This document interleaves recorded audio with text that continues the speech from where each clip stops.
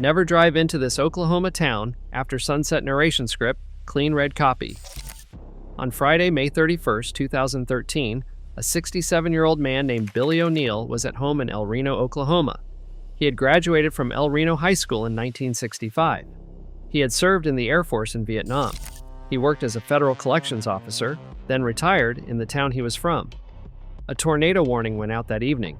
His neighbor had a storm cellar 30 feet away and offered it to him. Billy O'Neill was claustrophobic. He could not make himself go down there, so he did what almost anyone would do instead. He got in a car with his granddaughter's fiancé, and they drove.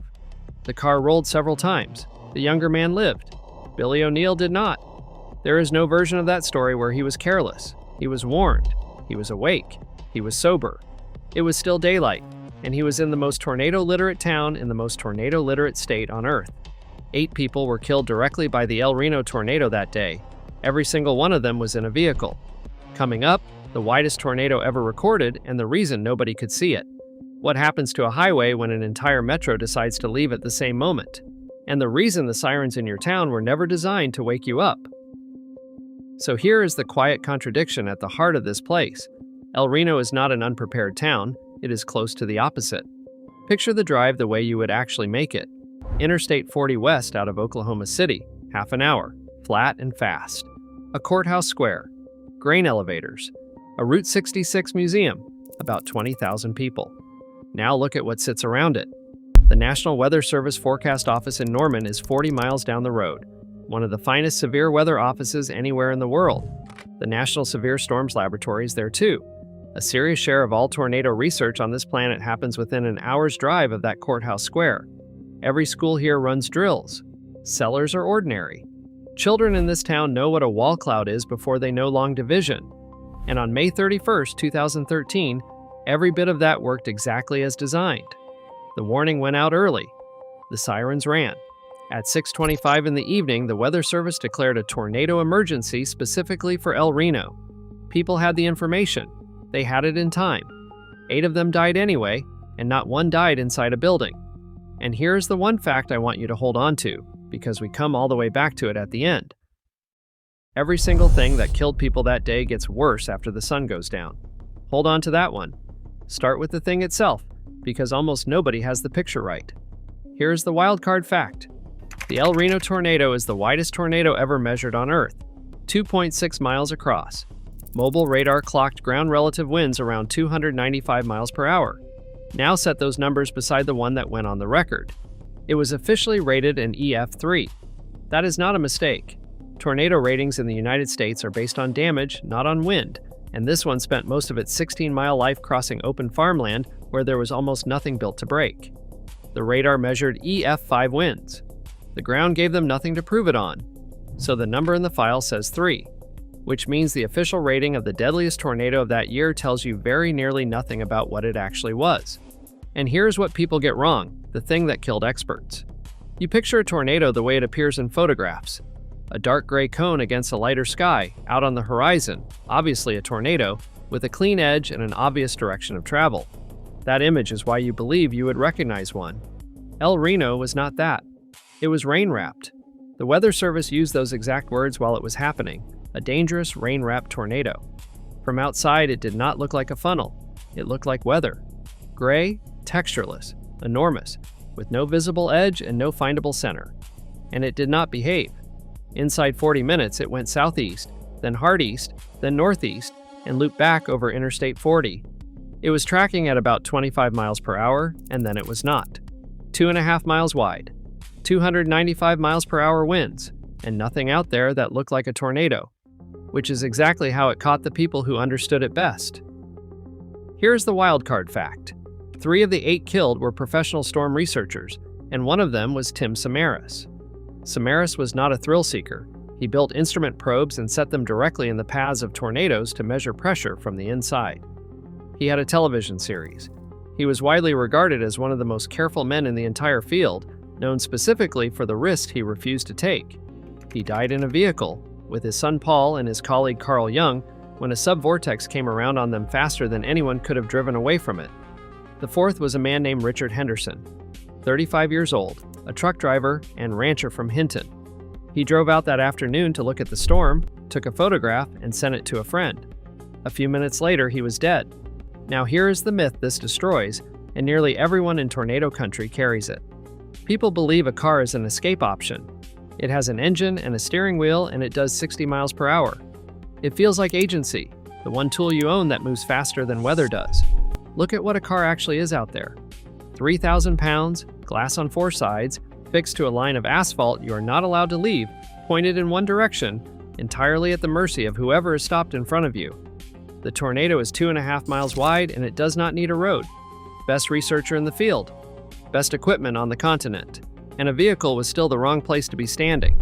And this is where it stops being about one car and becomes about all of them. Here is the wild card fact. 11 days earlier, an EF5 tornado had torn through Moore, Oklahoma, 20 miles away and killed 24 people. The entire metro was raw. So on May 31st, when the warnings began, schools let out early. Businesses sent everyone home. It was a Friday at rush hour. And then local television started telling people in the storm's path to get in their cars and drive south. Enormous numbers of them did. Interstate 40 locked up. So did Interstate 35 and Interstate 44. The evacuation routes filled with stationary vehicles, and then the tornado turned and looped back over Interstate 40 and found them sitting there. Drivers started crossing the median. They drove up embankments. Some abandoned their cars and climbed down into roadside culverts, which is the most reasonable thing a terrified person could possibly do. And then the same storm system dropped enough rain to fill those culverts with water. Among the dead on the shoulder of Interstate 40 was a 26-year-old woman named Maria Pole Martin and her 17-day-old son. And here's the comparison that should stay with you. Everybody already understands that an evacuation route is worthless once it is full. Everybody understands that about hurricanes because a hurricane gives you 3 days and you can watch the interstate back up on live television. A tornado warning gives you somewhere between 5 and 30 minutes. There is no evacuation. There was never going to be an evacuation. There is only a road that fills faster than the storm takes to arrive. Full warning, perfect information, and the road out of town became the single most dangerous place in the county. Now take that entire day and take away the light. Here is the wildcard fact. A landmark study led by Walker Ashley at Northern Illinois University went through more than 48,000 American tornadoes across 55 years. Just over 27% of them happened at night. Those nighttime tornadoes produced 39% of all tornado deaths and 42% of every killer tornado event in the record. And between midnight and sunrise, a tornado is roughly 2.5 times as likely to kill you as the identical storm in daylight. The researchers were blunt about what that means. The national tornado death rate stopped falling, and it is not because forecasting got worse. It is because the nighttime problem was never solved. Now here is the myth, and this one is close to universal. People believe the siren will wake them up. It will not, and it was never supposed to. Outdoor warning sirens are exactly what the name says. Outdoor devices, built to reach somebody at a ball field or in a parking lot and send them indoors. They were never engineered to punch through a closed house, past insulation, over an air conditioner, into a back bedroom, and into a sleeping brain. Emergency managers have been repeating this for 40 years, and it still does not land. Then add the rest of it. Your phone is face down and silenced. There is no wall cloud to check because there is no sky to check. Even lightning only gives you a strobe of something enormous and gray and shapeless, which tells you nothing you can act on. Same storm, same warning. And every way you had of confirming it with your own eyes switched off. And there is one more line in that research, and it is the one that should worry Oklahoma most. The same team looked at where people actually died, sorted by the kind of structure they were in. For most building types, there was no meaningful split between day and night. A house is a house at any hour. Manufactured homes were the exception, and it was not close. Nearly 61% of all deaths in mobile homes happened at night. That is not a coincidence, and it is not about the residents. It is arithmetic. A manufactured home offers very little against tornadic wind, which means the entire survival plan depends on leaving it and getting somewhere else in time. And leaving requires 2 things the night takes away: being awake and having somewhere to go that you can reach in the dark. Roughly 1 in 10 housing units in Oklahoma is manufactured. Same storm, same county, and a survival plan that only functions if you are conscious. And El Reno proved that the same evening, in a way almost nobody remembers. Here's the wildcard fact. The tornado dissipated around 6:45. It killed 8 people. Then the sun went down, and the same storm system killed more people than the tornado had. Across the mid and late evening hours of May 31st, flash flooding through the Oklahoma City metro killed 13 people in Oklahoma County alone. Another died the following morning in Okfuskee County. Crews ran at least 23 high water rescues in the dark. By the time that night was finished, the toll was north of 20, and most of it had nothing to do with wind. Look at the sequence that produced that. Storms had already trained over the same ground for hours, and the soil had nothing left to give. Roads were jammed with vehicles that had fled the tornado and were now sitting in low spots in the dark. And people who had climbed into ditches and culverts to hide from a tornado were now standing in the worst possible place for moving water. Now compare the two hazards honestly. A tornado is loud. It is over in minutes. Afterward, it is on every television in America and it has a name. Flooding at night is quiet. It arrives in the dark, in low ground, one vehicle at a time, and it never makes a shape anybody can photograph. Which is exactly why you have heard of the El Reno tornado, and have almost certainly never heard one word about the 13. Storm gone, sirens quiet, and the deadliest hours of that night still ahead of everyone. So here's the actual answer. Here is what actually happens. Every danger you naturally respect hands you a signal your body already knows how to read. Ice makes the wheel go light. Fog you watch closing in. A curve you can see coming. Rain you hear on the roof. Your foot comes off the gas before you have consciously decided anything. Not one thing on this list does that. A rain-wrapped tornado gives you no shape because it is hidden inside the rain. A jammed road gives you no warning because it looked clear when you pulled onto it. A siren gives you no signal indoors because it was never built to. And the dark removes the last confirmation you had left. But the mechanism, the thing that is actually killing people, is not the tornado at all. It is the instinct. Here is the sequence, and it runs the same way every time. The warning comes. Your phone screams at you. You are frightened, and being frightened makes you want to move, and the fastest thing you own is sitting in the driveway. So you get in it, because staying still feels like doing nothing, and driving feels like doing something. And every other person in town has the identical instinct in the identical second.